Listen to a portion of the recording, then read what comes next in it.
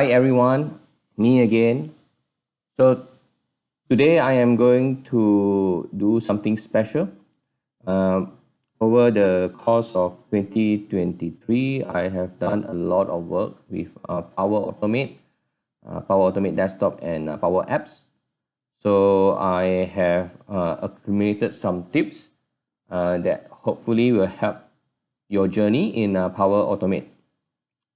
So I'm going to make a series of videos about the top tips for Power Automate. So remember, this is for Power Automate Cloud version. It's not for Power Automate Desktop. I might make more tips for Power Automate Desktop and Power Apps. Depends how we go. So without further ado, let me start. Hello everyone, my name is Hao Zong. I'm here to help you to use office work tools such as Excel and Power Automate. If you think my videos are helpful, please help me by subscribing to my channel. Thank you. Tip number 1 is how to run parallel runs. So as an example, I have set up a simple scheduler to recur every 1 hour. The flow is get forecast for today and get current weather. So these two steps actually you can run parallelly. So there's no need for you to wait for get forecast for today to finish, then only run get current weather. So you can run these two flow parallelly. So what you do is add a parallel branch. All right. Since I have already done this step, so I just copy. All right. Then I go to my clipboard, right, and click on get current weather. I can delete this one. I don't know why it. Oh yeah, because it switches. So then I can just delete this one. Right. Then after these two are run, so I can add new steps. So this after these two new steps are run, so I can maybe add another step. Maybe just weather against be easier to demo. I can get forecast for tomorrow. Right. So this will save you some time. So instead of running one flow at one time, it can run two flows. And then after it finishes running the two other flows, then it will run this flow. Tip number 2, configure run after. So continuing with our previous workflow, let's say I want to add another new step. I'm going to do weather again, whichever, Sydney. Right. Then if I click on this triple dot, right, I click on configure run after. I'm actually programming Power Automate to run after some conditions. So I can ask Power Automate only to run this step if get forecast for today 3, which is this previous step, is successful. Right. I have other options like has failed, is skip, and has timeout. I can select 2 or more, right? So if I select is successful and has failed, even when this get forecast for today 3 is failed, this new step will be run, right? Another cool thing about this is I don't use condition yes or no, which will make your workflow very messy. So what I normally do is so this flow, upon get forecast for today 3 is successful, this get the forecast for tomorrow will be run. Right. I can also add another parallel run. Right. Then I'm going to choose MS weather again. This is get the forecast for tomorrow too. Right. I can configure run after when get forecast for today 3 has failed. So So this is very cool. So the Power Automate will run get forecast for today first. If it's successful, it will run this get the forecast for tomorrow. And if this step fails, it will run get the forecast for tomorrow too. Right, so you can check this out again.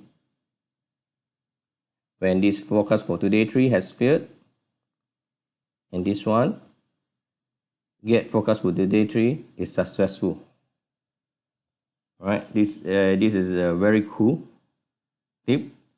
And what you can do is you can actually configure run after if there's 2 steps before this when there's a parallel run before the new step. Right, you can choose, right? For instance, get forecast for today, you want it to run when it's successful, and when get forecast for today too has failed. So this is the AND statement, right? So normally what you do is when both steps are successful. Okay. Yep. Okay, on to the next tip. Tip number 3. You can trigger flow to start using conditions. So going back to my scheduler 1. So I have a recurrence as the starting point. If you don't set up anything, right, you will run every hour for every day. So what you can do is go to this triple dot, right? Go to settings. There's a trigger conditions here.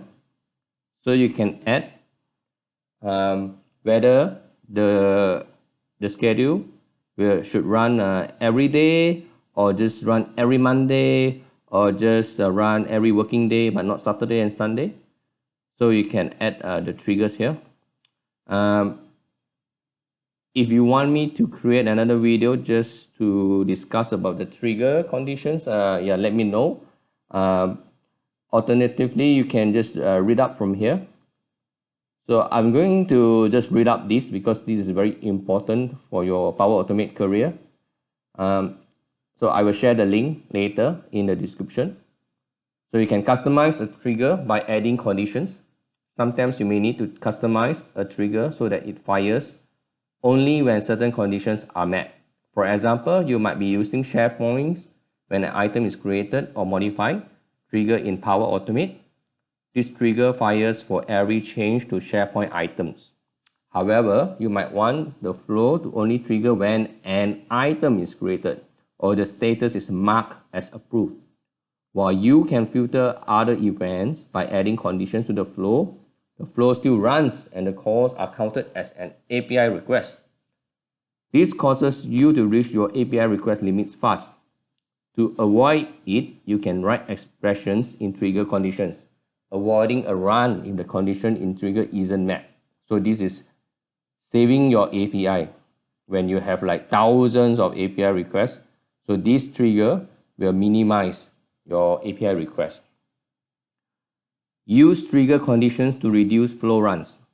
Trigger conditions can help streamline your flows and reduce the number of unnecessary runs. This helps keep flow runs and Power Platform request consumption low. With trigger conditions, you can set up multiple conditions that must be met before a flow is triggered. For example, you need to create a flow that processes every approved invoice. Without trigger conditions, your flow will trigger every time an invoice email is received, even if the invoice is not approved.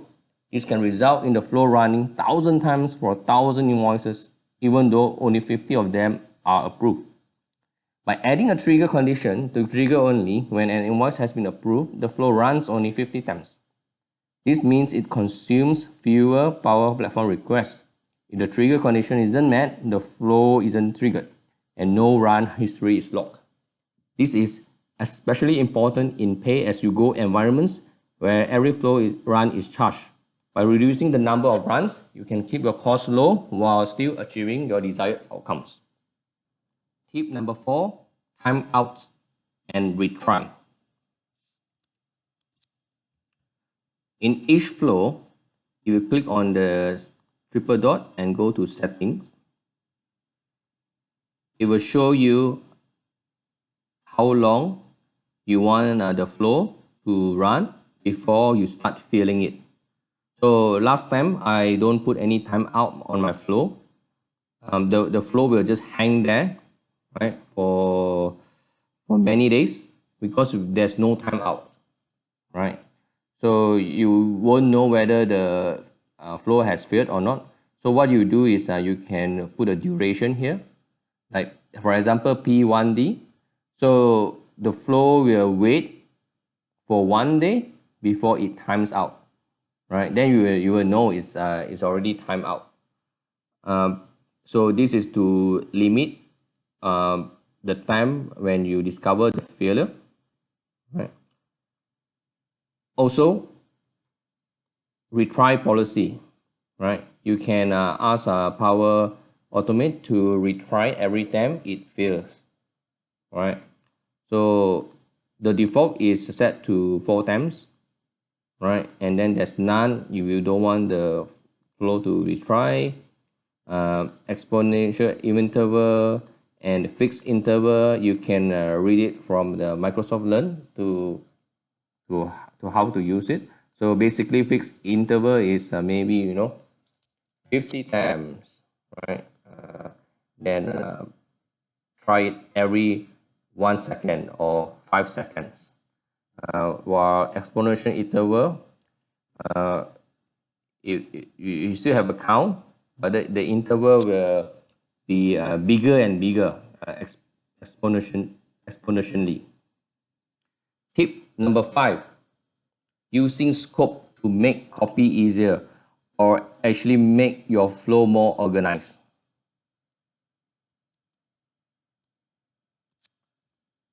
So going back to our example, right? You can have a lot of flows here, right? And then you can keep going.